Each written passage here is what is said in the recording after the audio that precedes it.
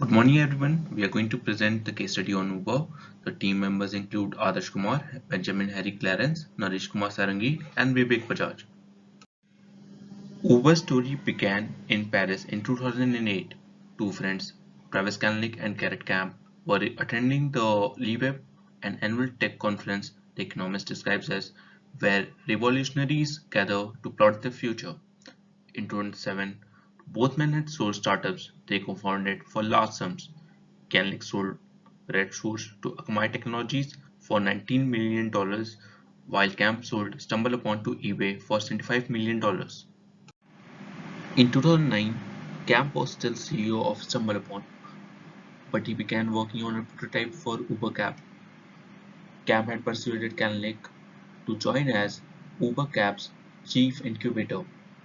Brian Graves, who was Uber's general manager and an important figure in the early stages of the company, became CEO of Uber in August 2010. In October 2010, the company received its first major funding, a 1.25 million round led by First Round Capital. Moving on to Uber's success timeline, Uber raised $11 million in Series A funding in 2011. In Series B funding, Uber raised $37 million. In Series C funding, Uber raised $258 million. And Series D funding, Uber raised $1.2 billion. In 2014, Uber raised $600 million in Series E funding. In 2015, Uber raised $1 billion in Series F funding. Uber also received $1.2 billion of private equity funding in 2015. By 2017, Uber's total valuation became $22.2 billion. Uber's geographic expansion took off in 2013. By the middle of 2014, Uber was in more than 150 cities, and today it is present in more than 600 cities. On the right side, you can see Uber's growth over time. From 2012 to 2018, Uber's net revenue per quarter rose from $1.4 million to $2.97 billion.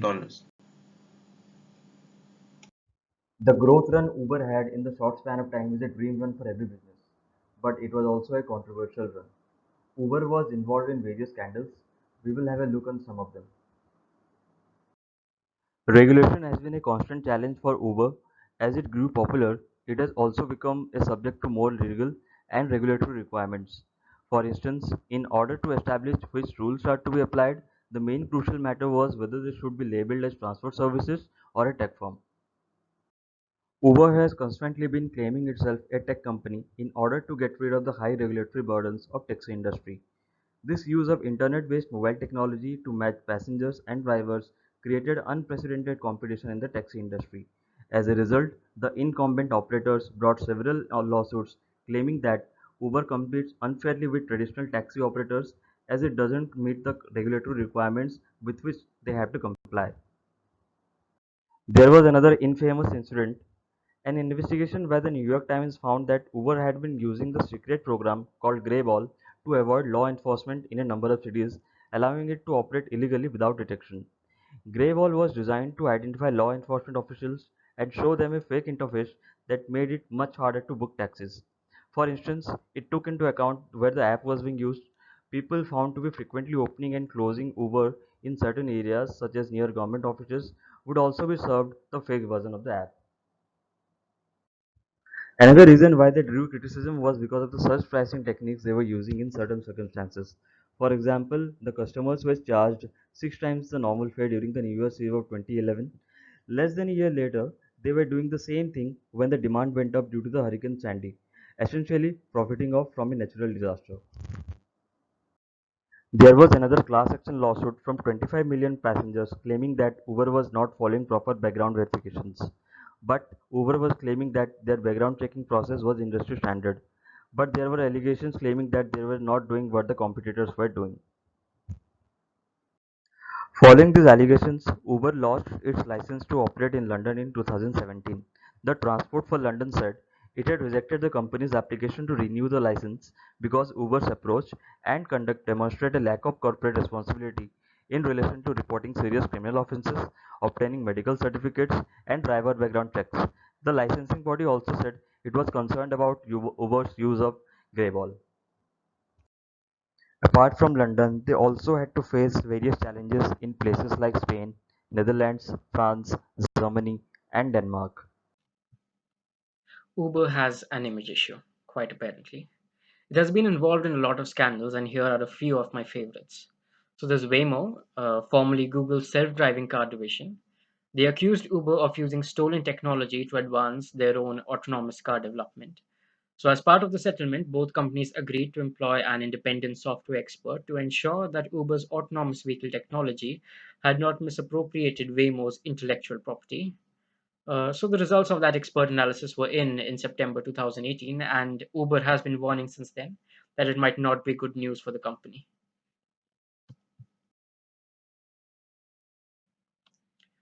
Well, it doesn't end there for Uber's autonomous cars, as these cars haven't been a great success for Uber, as they had to stop all the functioning of these cars on public roads after one of them killed a person who was jaywalking in US.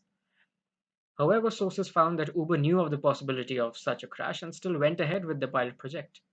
Data had shown that these vehicles routinely crashed every 15,000 miles, as opposed to the average crash report of 165,000 miles. Moving on, Uber has been a mastermind at the phrase if you can't convince them, confuse them. Uber operators back in 2017 would order hundreds of lifts and get taxi cabs all day and keep canceling them at the last moment so that the drivers would waste their time on these futile calls and not be able to serve actual customers, thereby going that if you can't convince these two companies to leave them alone, we're going to confuse them. One of the worst oppositions by cab drivers to Uber has been in France, where they have been accused of economic terrorism and using unethical means to dupe taxi drivers and make most of the profits. While this has been a recurring theme in almost all cities, France has been at the epicenter with the famous phrase Je suis taxi.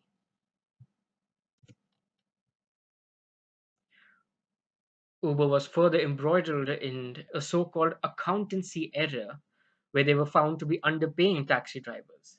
When this was finally caught, they simply said it was an accounting error. The good thing, however, was at least in this case, they paid back the millions to those drivers. The Time Person of the year 2017, Susan Fowler, an engineer at Uber, broke her silence on the sexual harassment and gender bias present in the company, writing in detail about the uncomfortable atmosphere of the company, including how managers would crack sexually inappropriate jokes right in the middle of a sexual harassment seminar. This led to a movement in the entire tech industry, bringing in the Holder Report reforms in the United States. It's almost as if sexual assault lawsuits are just an everyday update at Uber. So when Uber thought they had done something about it, they wanted to brag. However, it backfired when in 2018 they released data on how sexual assault lawsuits and reportings had reduced over the years. However, this data revealed that more than 6,000 lawsuits of sexual assault had been filed against Uber drivers in the US alone during the year 2016 and 2017. In 2017, Uber was in news due to various scandals of their CEO Travis Kalanick. In 2016, Uber suffered a data breach of around 6 lakh drivers and 57 million customers, which consisted of their phone numbers, email IDs, and license information. Kalanick deliberately hid all of this data breach information to save his own image. This scandal got exposed in 2017. The woman who was a rape victim in 2014 filed a lawsuit twice again in 2017 on the company and Kalanick as well for unlawfully obtaining and mishandling her medical records related to the sexual assault. In early 2017, Delete Uber campaign surfaced the social media, which peaked at nearly 25% of the organic conversations of Uber on Twitter. This resulted in 2 lakh people deleting their Uber accounts. Bloomberg released a video in which Kalanick was found arguing with one of the Uber drivers after he complained about the falling payouts and difficulties he is facing due to it. This video brought Kalanick's leadership style under scrutiny. Here is a clip from that video. But some people don't like to take responsibility for I their take own shit. responsibility. They blame everything But in why their you life on sending an somebody email else. for town card? Good luck. Good luck. Kalanick took pride in his skills as a micromanager.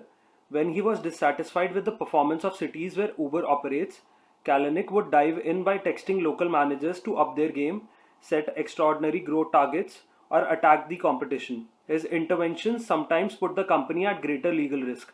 Ultimately, in June 2017, 5 of Uber's major investors demanded that the chief executive should resign immediately. The investors included one of the Uber's biggest shareholders as well. After Kalanick's exit, the Wall Street Journal wrote that taking a startup chief executive by storm so publicly is relatively unusual in Silicon Valley, where investors often praise entrepreneurs and their aggressiveness, especially if the companies are growing fast. It is only when those startups are declining the shareholders move to protect their investment. Uber launched its IPO in May 2019 in an attempt to rebuild the company's culture in the face of turmoil. They started off with the company provided cocktails on the day of one of the largest public offerings in the recent history, but soon after Uber's stock price plunged, erasing billions of dollars of value. Experts said that Uber's IPO celebration sent the wrong message, coming so soon after the company's reckoning with the toxic culture of the past. Lot of journals quoted that Uber rang in its IPO with champagne, then the hangover began.